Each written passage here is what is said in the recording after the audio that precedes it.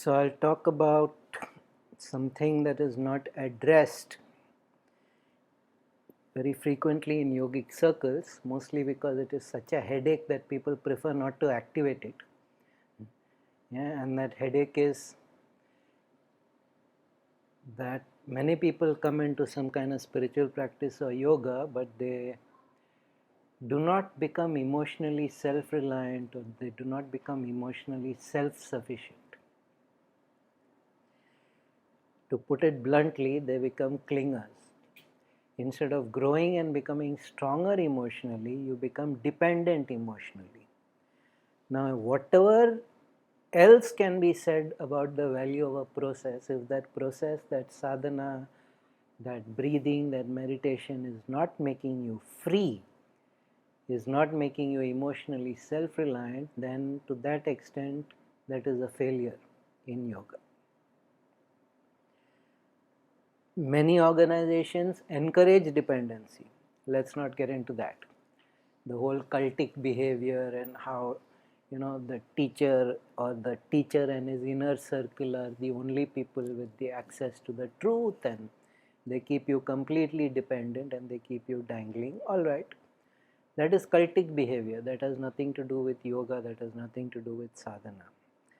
But when you are on this path, you have to realize, as I recently was forced to tell somebody, that I am your spiritual mentor, I am not your therapist, and I am not your girlfriend. I am here to advise you on the path and the difficulties of the path and the experiences of the path. I am not here to take responsibility for your life and your karma. You are to take responsibility for your life. You are to grasp. Now, every single one of you, as you deepen in your practice of the 8 spiritual breaths and the Arya Yoga, the integral yoga, you will have the needy people come to you. It is guaranteed. In one of our affirmations, we say, I am the magnet. That actually comes true. And you will like, I am the magnet only for all the rubbish of the world, or what? My famous saying, Shiva hai to Bhudagani aayenge. If the Shiva energy is in you, all the deranged demons, lunatics, those kind of people will come, but it's not that. Yes, very often because of the practice of the meditation, you develop certain insightful way of looking at life, and people find that very valuable. They find that they get good advice from you. You become very aware, because after all, yoga is about understanding how the mind works and then transcending it. So you become very aware why people do the things they do, which again people find very insightful and very valuable. You become more compassionate, more kind. That also people find very attractive. But none of these are the real reason why they come to you. The reason why they come to you is because it is like difference in atmospheric pressure. It always flows from where it has built up to where it is low. They are energetically lower, they are energetically in a vacuum condition. You are, because of your breaths and your Arya Yoga, you are in a built up condition, and that is what is causing the attraction. They can feel that something in you is alive, something in you is magnetic, something in you is powerful, and they feel nice when they are with you. So they come. What they do not realize is that, and what people who are intermediate on the path do not realize is, it can be a tremendously draining experience.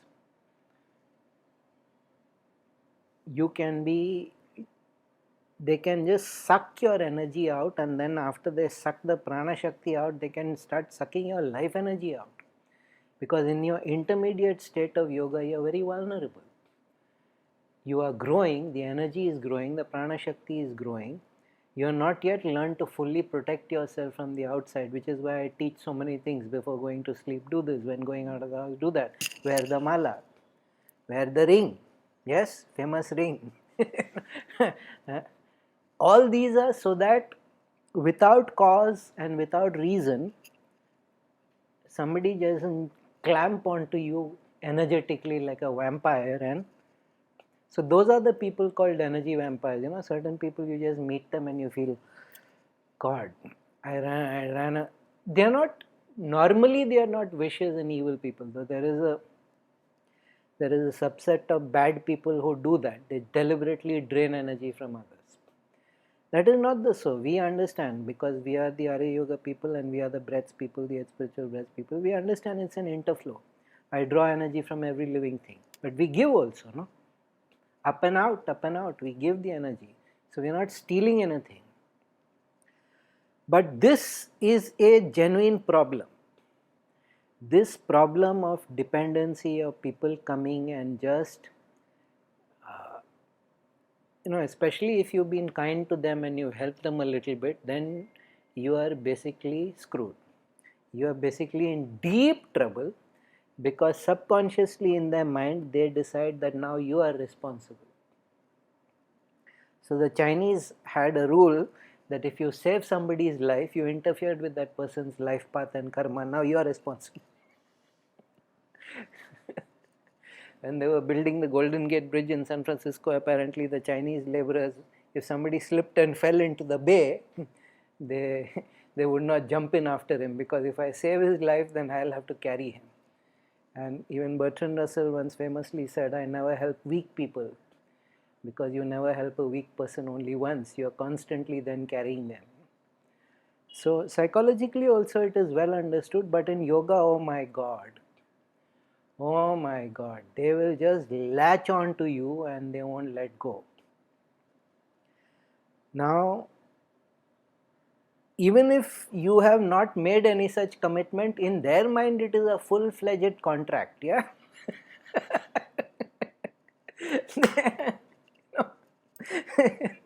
I selected this person as my personal therapist and savior, and now they are breaking their side of the bargain. Oh, what a bad person.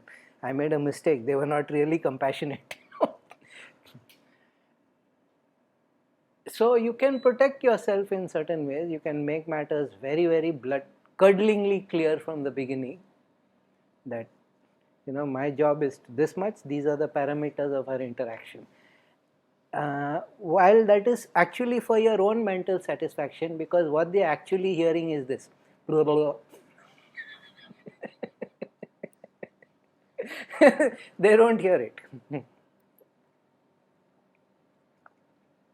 So I suggest you tape it on your phone and play it back to them later, when they accuse you of not caring anymore and not being there for them, and, or you can you can go the charging fees route, which automatically dries up, because people defend their money more than anything else.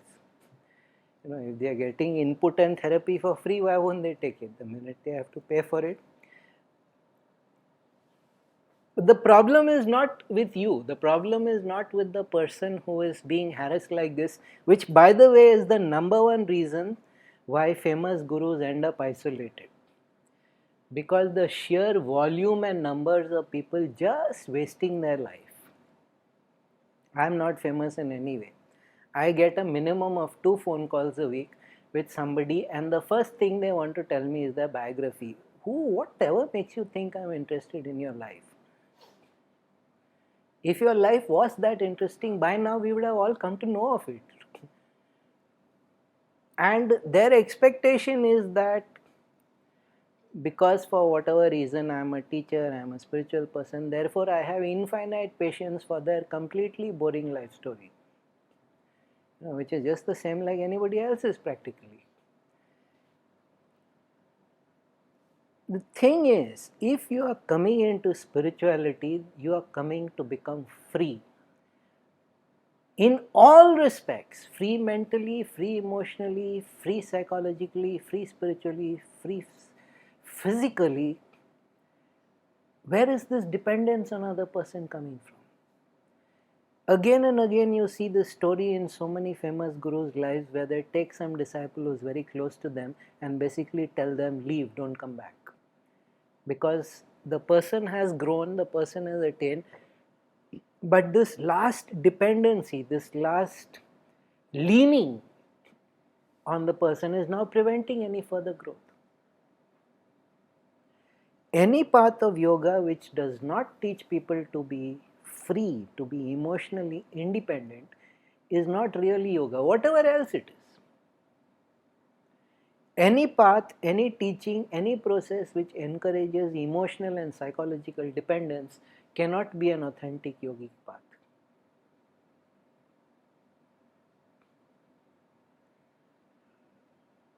And if you are taking up a process and you think this is a spiritual process, this is a process that will benefit me, this should be your commitment to yourself. You should want to be emotionally self-sufficient. You should want to be emotionally self-reliant. Now, our path, the path of the breaths, the path of the Arya Yoga is the Kundalini Yoga path. There will be days when the Shakti will erupt in you, and there will be days when all hell will break loose, and naturally you will get in touch with your mentor or your teacher. And you will say, this is happening to me. That is the purpose of the parampara, to help you when you come into the difficulty in the transformation. The purpose of the parampara is not to be a free therapist or not to, you know, you must realize something. You do not have the right to drain another person. You do not have the right to drain another person of the prana shakti that they have built up with lot of effort.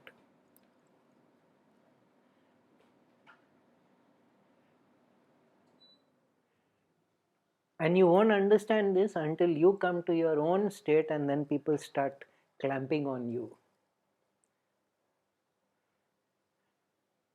Once it was rather cruel, I maybe should not have said it, but the phrase was so beautiful, so I used it, and I rather like being embraced by an octopus in a gas chamber.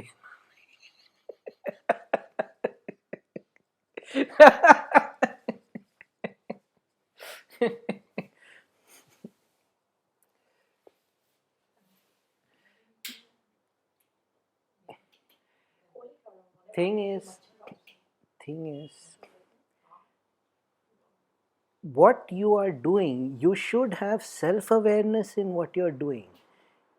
If your self-awareness is not growing, your self-recognition is not growing, whatever else it is not a yoga.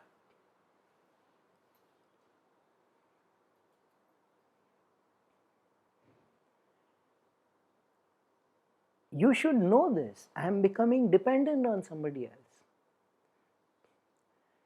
I was very fortunate that I never used to harass my guru. I would only say when matters would become completely beyond managing, and usually even then I didn't have to say, because she would understand and pick up the phone. And she would not even ask me directly. She would just say, "How are you, Rohit?" And then it would all come pouring out. But I have seen on the other side of the story where she's concerned. I have seen how people just pile on and pile on and pile on and pile on and never ever think of the strain that they are causing. Never ever think of the karmic price. If you keep taking from an enlightened person without doing something in return, or at least doing your part to grow, to transform, that's very bad karma. It's really bad karma to take from an enlightened person and not have any kind of reciprocation, or not even do your part of the work, because most of the time they are not interested in your reciprocation. They're only interested, is this person growing? But if the discussion is more important than the transformation, then the discussion will stop one day, because they will immediately say, my time is being wasted. You're not serious. Of course, when you tell people these things, they get very upset, because that's also why I had to say compassion ka katora leke kahin aur bheek mang, because I don't have time for that. I don't have time. You seriously want to do something with yourself, come to me, I have time. You seriously want to discuss something about your practice, your sadhana, come to me, I have time. You want to gossip with me? I have no time. You want to complain about your family to me? I have absolutely no time. And most serious yogis will not have the time, because all of that is a manifestation of lack of independence. All of that is a manifestation of a lack of responsibility. If you are doing sadhana, if you are doing any kind, and especially if you are doing the 8 spiritual breaths, everything in that is about personal responsibility. Just go and look at the affirmations and see how many times it is about taking responsibility on the own. So if you are constantly reaching out to another person, then you are failing somewhere. Do not become that person. Do not become that person that we all knew in school and college, and as soon as we saw them coming down the corridor, we took the left turn or the right turn that was available because we wanted to avoid the pakau person. And spirituality mein unfortunately pakau hi aate hain. In the beginning at least. Now, out of politeness, many people put up with it. Out of compassion, many people put up with it. But it is wrong. And that is a large part of these people who go from group to group, teacher to teacher. This is what they are going for. They are going for the attention. They are not going. The new person is always given a little bit of attention, always given a little bit of time. Always, because it's a new person, and so whatever they say sounds, though nowadays within the first 3 minutes I know where it is going. And I'm like, cut to the chase. What did you call me for? Because you didn't call me to find out how I'm doing. You called me because you wanted something. So cut to the chase and tell me what you call me for. Don't pretend to care about me. Okay, that's me. I'm extreme. I don't recommend that to everybody. But that's me.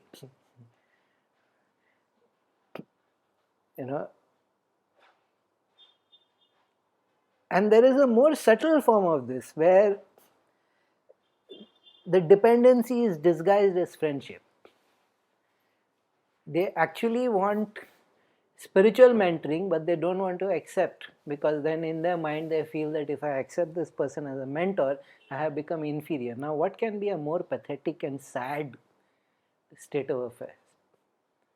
Especially for a guy like me who never swanks and puts on and keeps hierarchy and I'm available, and still they don't want to accept that. They want to keep it at a level of friendship, but it's not a friendship. Because all the energy is flowing only in one direction. Not just me, it is common everywhere. The fake friendship, the Suvidavadi friendship as it is called, the useful friendship.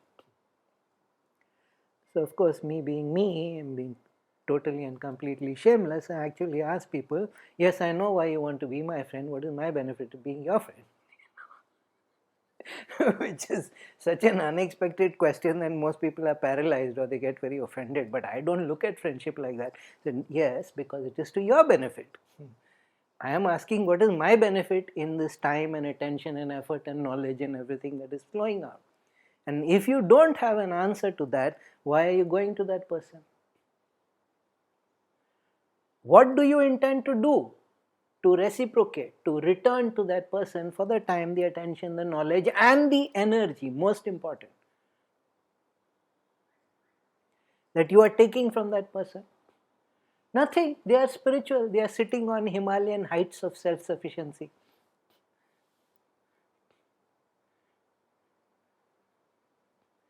If you sit on the Himalayan heights, occasionally a boulder of self-awareness they roll onto you, and it breaks your fat, stupid head and lets some light and intelligence in. That when it happens, oh no, what a cruel thing. How could they? How could they do that? Why do you want to go to a yogi or a mentor and want one more friend? Don't you have enough already in life? Because very often that is the first time people who are in yoga have the attention, because it's the nature of being meditative, it's the nature of doing pranayama, breaths, Arya Yoga. You just become very attentive. When somebody is saying something, they know that you're listening fully. You're listening with your mind, with your body, with your emotion. You're just locked in onto them.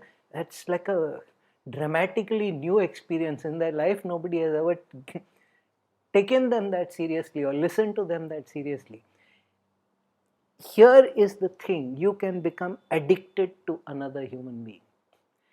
And that is the worst kind of addiction. It is worse than heroin and cocaine addiction. Another human being can become the reason why you stay sane. Their energy can become the reason why you stay functional. And that other person will soon start hating you with a fury.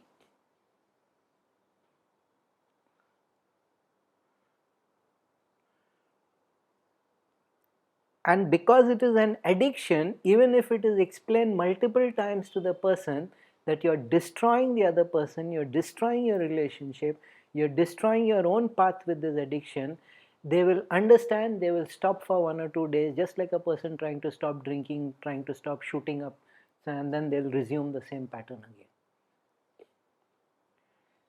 This addiction to another person's energy, even if it is the Guru's energy, is a catastrophic blunder. When you go and sit with the Guru, when you go and sit with a master, take as much as you can. Take shamelessly. Take like a wild wolf that has not eaten in 4 days. But do not get addicted to it, because then you have lost the most important thing in yoga, and that is self-reliance.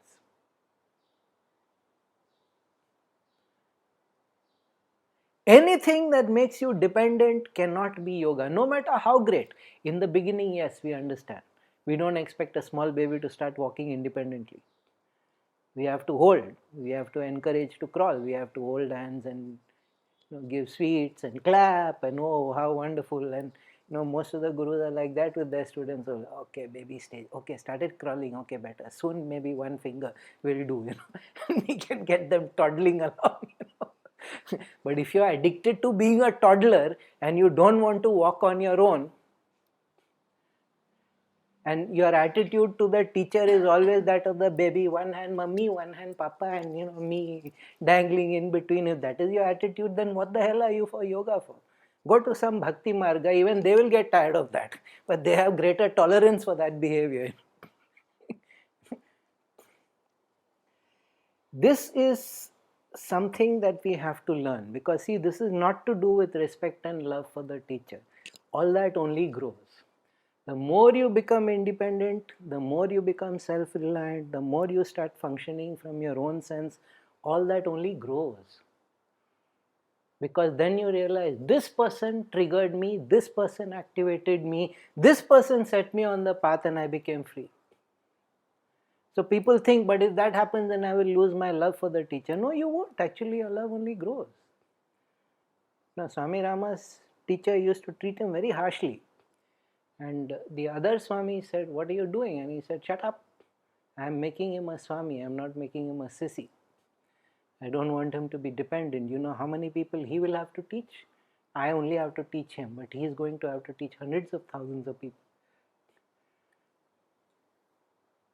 So I cannot have him depending on me. He has to learn to rely only on himself. This story, in some variation or the other, all the famous teachers, they have it. Some variation or the other, there is this part of the... Because what you get from the teacher is never turned off. It is not dependent on your behavior. It is dependent on your willingness and your capacity to receive. The Shakti, the Guru Kshetram is always flowing. It is always open. You do not need to personally talk twice a day to receive it. You need to do enough work so that your pranamaya kosha is that wide, that open, so that you are so vibrant and you can feel that great light above my head, which is constantly coming. That is the Guru Kshetram, by the way, that great light above my head. And the connection is permanent. So that you go to some place like Chidambaram or Arnachalam or Kailas or any sacred place in the world and you can instantly draw. That is much more important than this emotionalism. But we have got so confused with this whole thing that this is care, this is love, this is respect, but I feel nice That is the only time I feel sane. That is the only time I feel like I won't commit suicide. That is the only time I feel I can deal with my life. And previously I used to say all the standard soothing answers, and nowadays I'm like, okay, do it then.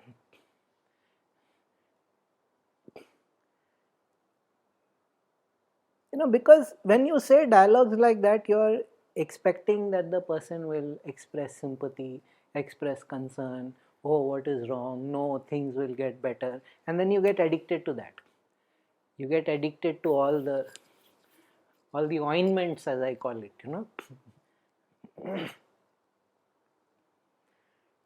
And I never pretend that yoga is always going to be comfortable. I'm very blunt that sometimes there will be difficult aspects in life, because negative karma, mountain loads we come from previous lives, and they need to go. So if it comes to a state where a person starts avoiding you, then the fault is yours. The fault is not of that person, and not because they are not compassionate or they are not. You should reach out to a person who can help you only when the need is dire, when the need is extreme. If you reach out as a daily habit, if you reach out as a ritual, then you know what happens. If they see your number on the phone, they should not groan, oh dear God, now what? They should say, oh dear God, now what? Why is this person calling? This person never calls. But like I said, most of the time it is because the person becomes addicted. You can become addicted to another person's Shakti. You can really become. It's a very terrible thing to be. And some unscrupulous gurus actually encourage that. That's their karma. I'm not interested. That's their karma. Because then they know, as soon as they are away a little bit from the guru, everything starts going haywire. Because their nourishment is coming from externally. But all authentic yogic practices, we teach you so that the nourishment comes from inside.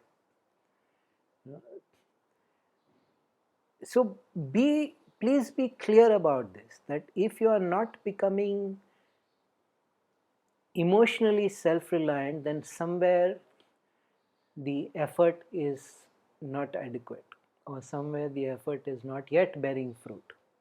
You must become emotionally more. I'm not saying don't become callous, don't become a person who completely doesn't care about anybody or anything. It's very difficult. Only natural sociopaths and psychopaths are like that. The normal human being can never be like that. That's not really a fear. But this dependency trait, no, you have to find where it grows in your mind, where it grows in your emotion, and then you got to take one big axe, cut it down, bring a flamethrower, and then scorch the stumps, maybe dig it out from under the ground and scorch it one more time. Because you won't grow. If you keep depending on somebody else, if you keep drawing on somebody else, you won't grow. It cannot happen. Transformation has to be an inside job. It can never be an outside job. Other people can help you, other people can advise you, they can intervene in your life, they can shift, they can even give you a little gift of energy or something once in a while, but the work is yours.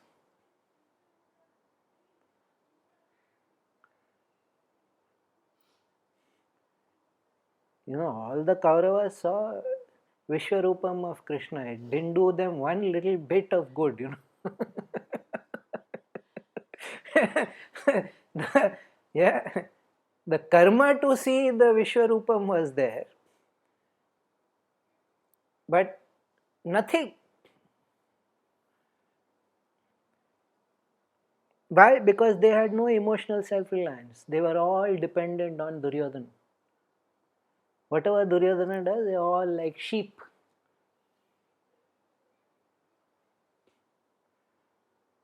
That is an extreme example of relying on somebody else. But I have always found that to be one of the most extraordinary things about the Mahabharata, that these jokers actually saw him in the Vishwarupam and they just accommodate it so easily. It must have been some magic trick he did. Now, what can be done about that? When the truth is manifest in front of you and you still reject it, what can be done about that? Whose fault is that?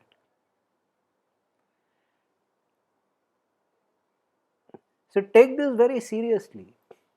Take this very, very seriously, that one has to be emotionally resilient. One has to be emotionally self-sufficient. One has to be emotionally reaching out to the teacher, mentor, all fine, but reach out when you can't. If you are seeing the slightest trace of dependence in you, that is not a good thing. That is not a good thing at all. At least not in our paths. Our margas are very clear. Everybody is to become Ugra Shigra Tivra,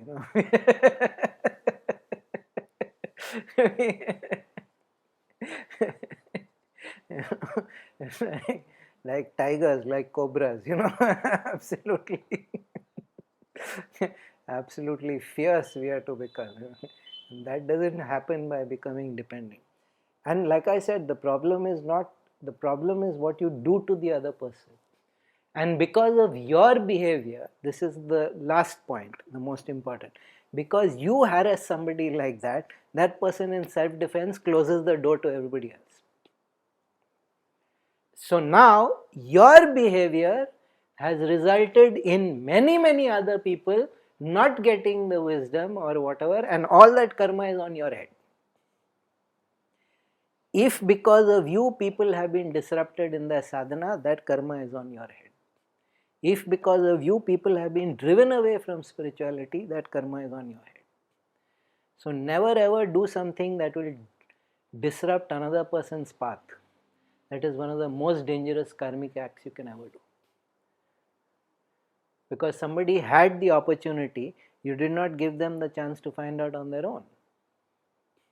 Or because of your behavior, the person that they should have learned from, you harass the person so much that now that person is hiding behind 3-4 layers of security. Refuses to take your call, refuses to meet you, refuses to answer you. And out of sheer self-defense they do, because how much? I have told you, even with this small work that I am doing, some days 40 phone calls. Even if it's only 3 minutes per phone call. And when is it ever 3 minutes per phone call? The first 3 minutes only go and how are you, how it is happening.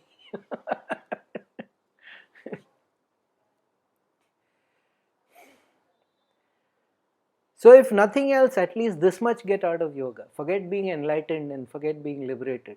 At least become emotionally self-reliant. It's really one of the great things about Osho. Somebody had asked him that, but why all these clothes and all this ashram? And he said, these are all for you. You guys need all these settings, trappings, things to do, activities to do, huge pravachans, group activity, all those things you need. And then he said something I have never forgotten. He said, I am enough alone. Like, yeah, he's right. Only when you are like that, you can give. Only when you are like that, when you are enough alone, then your touch is transforming. Then your speech is transforming. As long as you have that dependency on somebody else, no matter how great, your impact on another person will be limited. And the reason why he could just transform so many hundreds of thousands was for this one reason. I am enough alone. Now, all of us need not be like that, but at least we don't need to drain other people. You see, we don't need to drag other people down. So take this seriously. I was resisting saying this talk for quite some time, but then I said, okay, it's been 2 years. Karmic eruptions are anyways happening. Time to bring it. Time to say, yes, Sarvam Shivamaya.